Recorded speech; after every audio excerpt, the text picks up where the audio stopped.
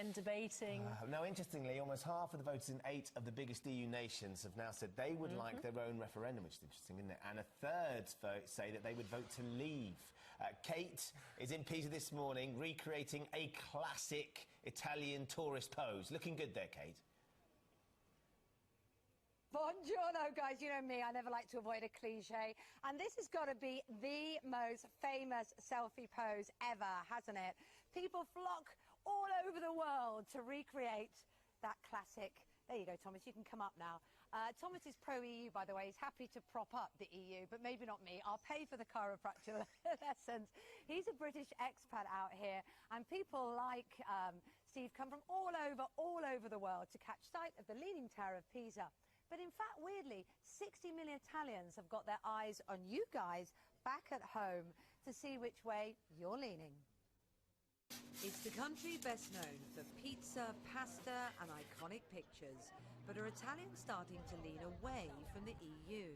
We are very dissatisfied with the European Union and in particular with the common currency, which is killing our economy.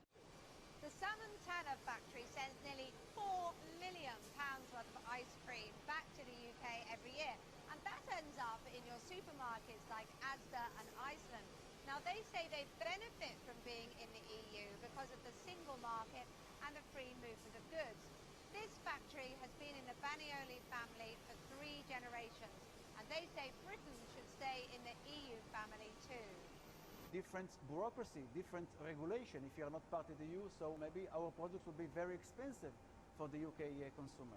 And the almost 30,000 expats are also keenly watching the British result. If Brexit does actually occur, there will be a fragmentation effect, a trickle-down effect, and I think other countries are already beginning to think, well, if they go, maybe we should go. There's the fear of the domino effect. So many Italians say to me, well, you've got no problems where you're from, like your economy is fantastic. Here it's completely different. So with Britain's vote just around the corner, could Italians and others soon be saying arrivederci to the EU? Now, who would give me the keys to a scooter? That is a serious European risk. But joking aside, Claudio is one of those who's rather excited by what's happening in Britain, because you'd love to see Britain out of the EU, wouldn't you? And indeed, a vote here yourself. Yes, you don't imagine how lucky are you, because you have your own currency and you can decide. Here we don't have our currency and we can't decide. And what I have to say is that Europe is a doomed project. You don't want to team up with something that is bound to fail. So if having the opportunity to decide for you is a great thing, I would love to start to have a snap election in Italy and start to campaign to have our own decision. And lots of people agree with Claudio too. Steve doesn't, though. He's British and lives over here. You voted out in 1975, but now you'd like Britain to stay in. Certainly, yeah, because I think coming out would have a disastrous effect on the British economy, on the employment situation, on workers' rights. I mean, there's some guarantee of workers' rights as long as we're in Europe.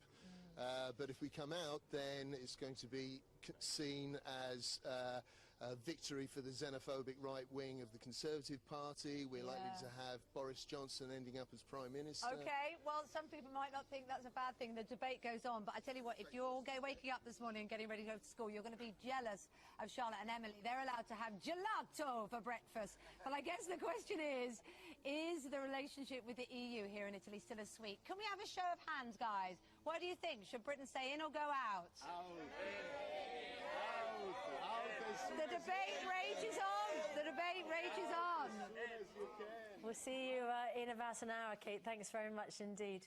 You're casting aspersions on Kate's Vespa driving skills, Ben Shepherd. Not that I'm one to suggest that Kate Gowrie should never be put on a two-wheeled vehicle of any sort, but I think by the wobble she showed at the end of that little bit of VT, I think we all know exactly what she should be doing, which is walking.